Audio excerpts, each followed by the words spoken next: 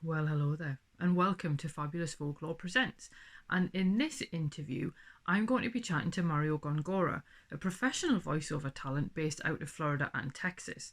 Now, he's currently the voice for Fox Channel's Latin America, among other things, but he's speaking to me today as the host of Yes, This Happened, a paranormal show detailing supernatural accounts from real people who swear that what they experienced really happened, and some of these stories are pretty chilling. The stories originate and are collected from the Caribbean, Mexico, and all of Latin America, so expect some ghostly goings on and tales of the unusual. Enjoy.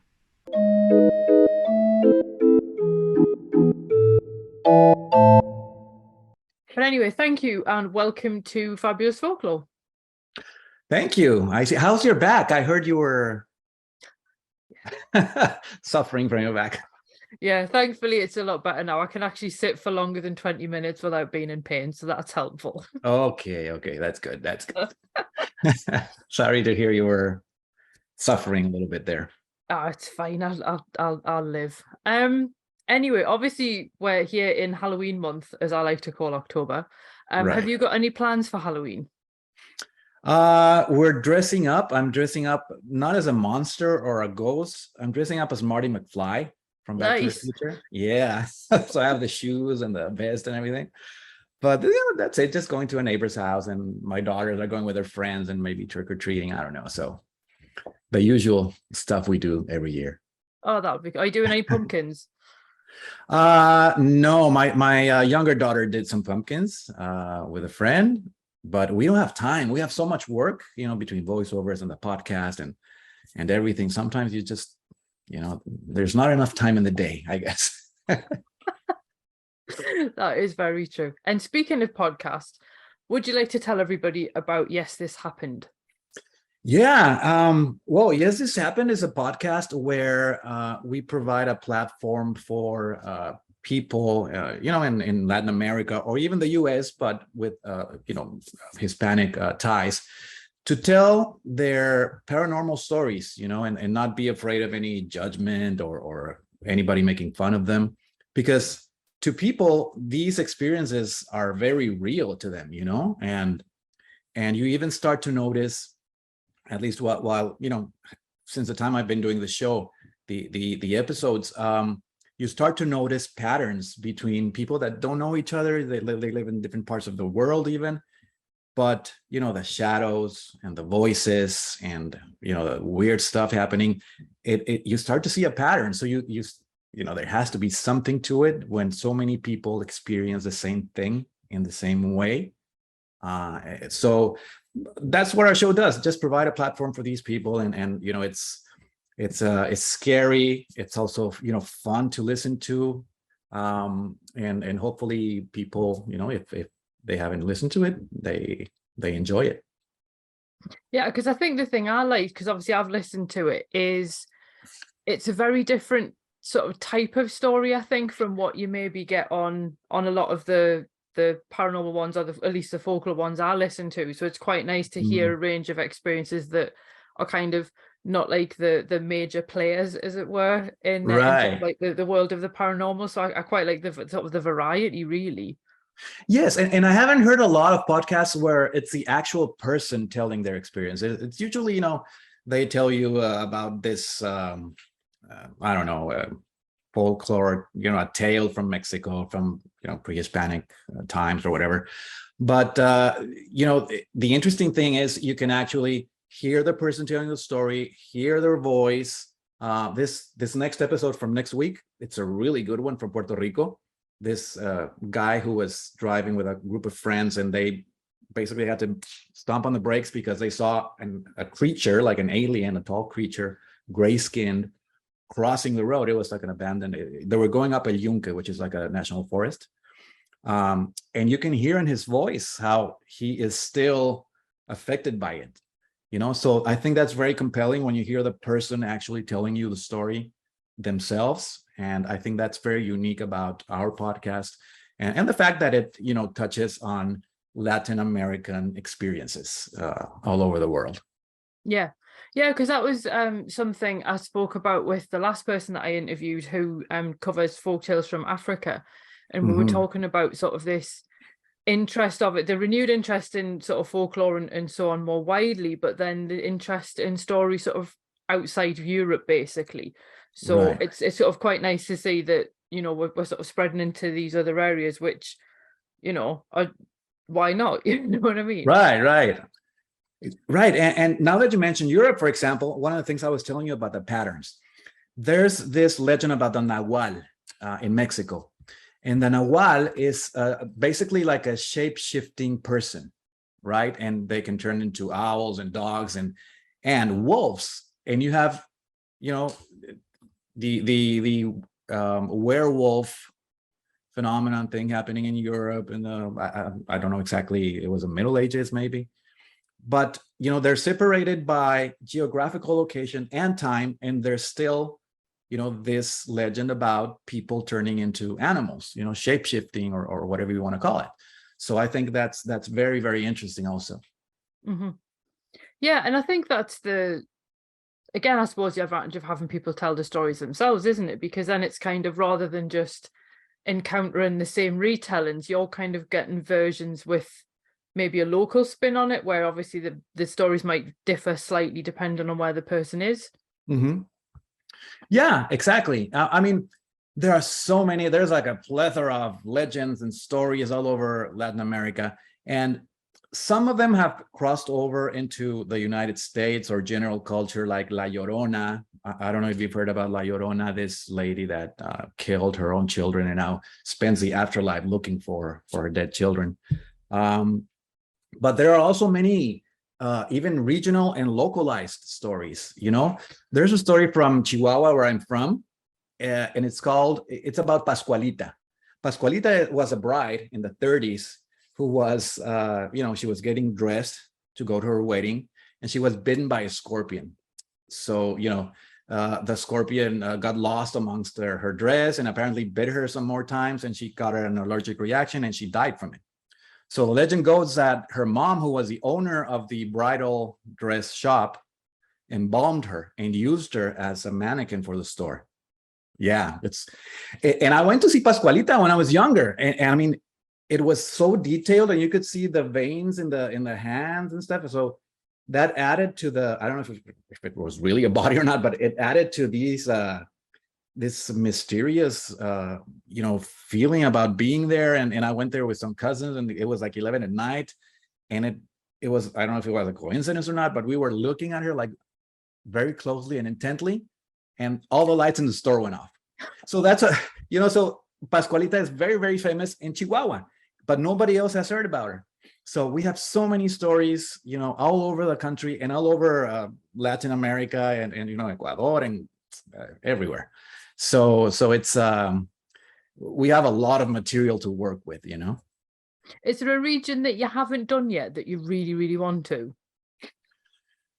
We've gotten a lot of our stories from Mexico, but I know that, for example, all the Peru, you know, Argentina, all that area in South America also has a lot of legends and lore and stuff like this that we would like to get more people. So, you know, hopefully someone watching from those parts of the world would like to tell their stories and, you know, share it with us. Yeah, that'd be cool. Mm-hmm. Which one of the stories, and this might be a bit of an unfair question, but which story has been the one that most chilled you when you heard it? I think the most impactful one, well, there's a couple. The first one was the first show. It was the Ouija board episode, because that lady is our friend, our personal friend. And that story, she told it to us years ago, before we even thought about making the podcast. So because she was our friend and she had no reason to lie, and she has told it to us, she was also affected, you know, we were looking at her in the eye when she told us. We actually, you know, proposed that she be the first story we tell. So that one has been the most impactful one for me. But also the one, the chaneques, you know, the chaneques, these like elf-like creatures, you know, in the middle part of Mexico. They're supposed to be like the owners and protectors of nature. And this guy, this veterinarian, he went to the university. He's an educated guy. He lived in a rural Guerrero. And he saw these beings and they ran away when they saw him, and then they came back, and then he fainted when he saw them the next time. So, the Chaneques story or that tale that comes from pre-Hispanic Mexico, even before the Spaniards got to Mexico. So there has to be something to it, because this guy, the way he tells it, and like I said, some people, you can tell when people send you stuff when they're reading it, maybe, and they're not being totally honest. But this guy, as far as we can tell, he was being totally honest. He's an acquaintance of my brother-in-law, so it's also like very compelling when you know that the story for them is totally and absolutely real. And now this new one that's going to be published on Monday, it's called The Being, and that's the one from Puerto Rico, and that's the one we did in person also with this guy. And you could see he was, the way he remembered and the way he expressed himself and his body language, and he was really affected by it, and he still remembers like every single detail of that being, even though it was like a couple of seconds that they saw him. He turned around, he was crossing the road, he saw the car, he was illuminated by the headlights, and then he turned around and kept walking. So those, I think, might be my 3 favorites up to now. So how many people sort of submit your stories sort of like on average per month? Well, it's hard to tell, because we started this project before joining forces with Agua Media, and then we started doing English and Spanish. So we still have a couple, in the can, and we get, I don't know, we're maybe getting about 2 or 3 per month right now, but we have a backlog of interviews already ready to be produced and everything. So it may be about 2 or 3 a month, and hopefully, as we gain more notoriety and exposure, more people will connect with us. Yeah, that would be good.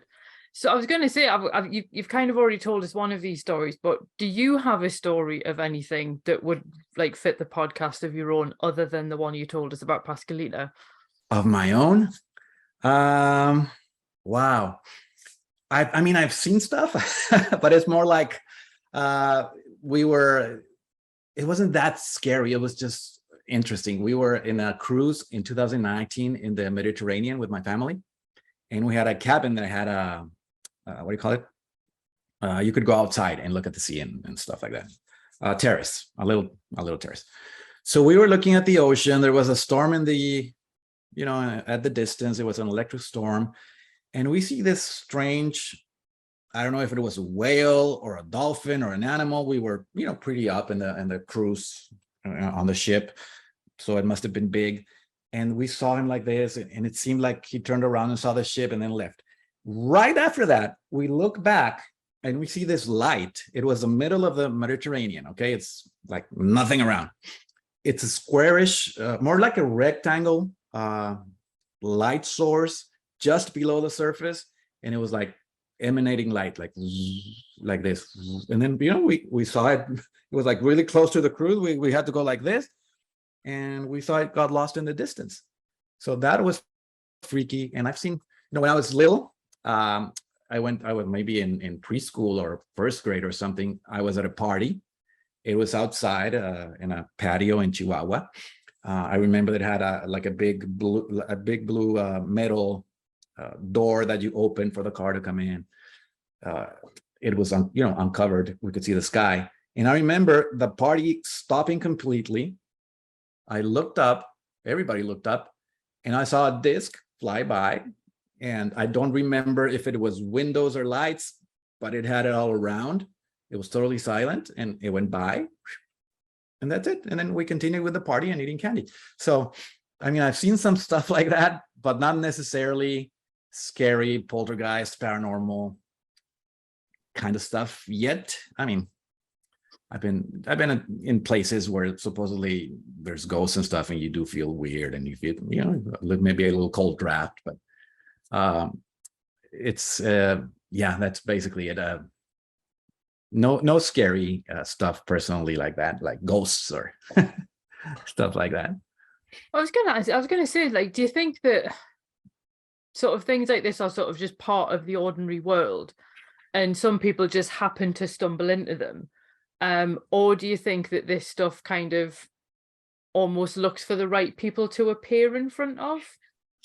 I think it's a little bit of both. I think it's part of reality, but a part of reality not everybody can see or get in touch with. As part of reality, or as part of life as death. Nobody likes to think about death, but it's going to happen. I've been reading a lot, and you are aware that we only see a certain fraction of the light, that exists. I'm so sorry. My phone shouldn't be ringing. I'm sure there's something or some type of manifestation that we cannot see because our senses cannot perceive it. Even with sound, there are ultrasound frequencies or sub sound frequencies. So I'm sure there's stuff that we are not aware of that is around us or somewhere, and some people do get in touch with it and or in sync with it. I have no idea if they choose to be seen or not, or the phenomenon or whatever it is, but I'm sure it's there. That's I have no doubt. Mm-hmm. So what do you think sort of is behind sort of people's continuing fascination with ghosts? Because it is quite interesting how, when you look at the history of the ghosts, as it were, it's one of those things that it kind of predates so many of the other things like vampires and so on. So what do you think lies behind humanity's continued fascination with ghosts, or is it just we really like scaring ourselves? No, well, I think we like scaring ourselves, and that's why we go to scary movies, because we get safely scared. The guy on the screen is not going to jump out and kill you, but you do feel the adrenaline and stuff like that. But I do think that humanity's fascination with this is that we always try to understand what we don't understand. Even phenomenon like in the sky and the moon and everything, before astronomy explained what it was, people were trying to give meaning to the sun, and to the moon and to the stars and to the movement and the constellations. So I think it's this ever-going need to understand and to our world and what happens in it. And I think it's part of it. Part of that. Yeah, because I suppose it's a way of understanding, but it's a way that we can't really scientifically measure sort of yet. Exactly. It's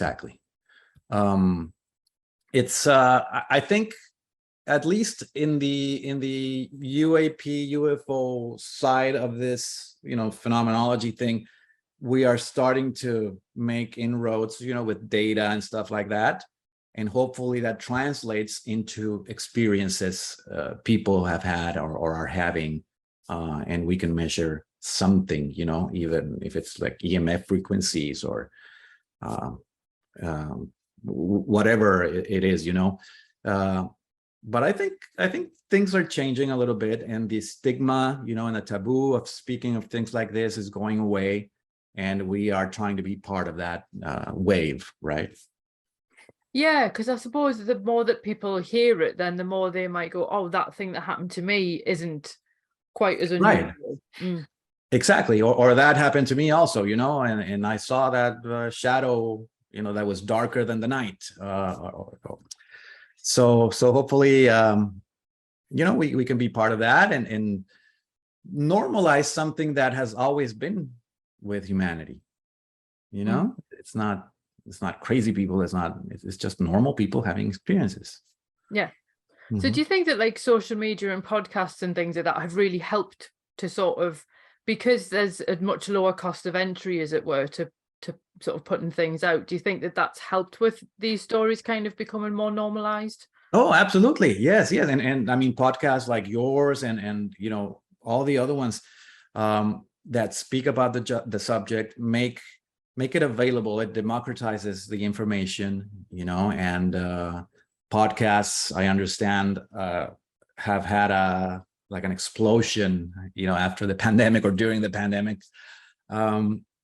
And hopefully they help, in bringing about more openness and freedom of speech in relation to all these themes. So my last question would be, when you were saying about hoping to normalize the conversation, do you think that if people sort of submit a story and it's something that you've covered before, would you almost do a sequel and revisit it if theirs was different, or would you like to do like a different kind of story every episode? No, I mean, I would do it. Each story is different, even though it has similar, I guess, similar details in some parts or overlap. And we've done things that, it's haunted houses. We've had a couple of haunted houses, but it's the personal experience that we want to get through. So it doesn't matter if, you bought a haunted house and you saw something, and another person does the same thing. We've had that, and it's still interesting and it's still compelling because it's that person's experience and what they felt. And that's what we like to transmit to people, what people felt and thought and everything. So yeah, absolutely. I mean, there's no limit to what we can talk about on the episodes. Yeah, you can't have too many haunted house stories in my Exactly. Exactly. Hollywood would certainly think so as well. I know. So tell everybody, where can people find the podcast and all of the things to do with that? Well, the podcast is available anywhere on any platform that you listen to podcasts on, Apple Music, Spotify, Amazon. And if they want to get in contact with us, they can visit aguamedia.com, and there will be a graphic there. Yes, this happened, and you click there, and that way they can send us their information, and we'll get in contact with them and set up an interview and see if they can if they have something for the show that's interesting and compelling and fun also, because it's part of the whole thing. I'm just thinking that about having it be fun. Have any of the ones that come in been like so scary that you're like, oh, we can't do that? No, but sometimes I'm editing at night here alone. And even though I've heard the story and I've heard the interview a couple of times, once I'm listening to the whole thing with music and the effects, and I'm alone, and then the light turns off because I have it automatically, it's like, whoa, I feel like, so I scare myself. Yeah. I'm going to think of that every time I listen to it now. I know. Yeah, it's happened a couple of times. Awesome. Well, thank you so much for coming on. Obviously, I'll put links in the show notes and everything so that people can find you that way as well. Sure. And thank you so it'll much. Get you some more stories. Awesome. It was problem. Great being here. I appreciate it. It was a pleasure. My pleasure. Take care. Well, thanks for listening, and I hope you enjoyed that episode. If you did, feel free to leave a review wherever you listen to podcasts, because that helps other people find the show too. It also takes between 4 and 6 hours to research, write, record and edit these episodes, so if you want to help support my time in doing that, then you can buy me a coffee, or you can join the Fabulous Folklore family on Patreon and enjoy extra benefits, including exclusive episodes and articles and even illustrated talks. All the links you need are below, and thanks in advance.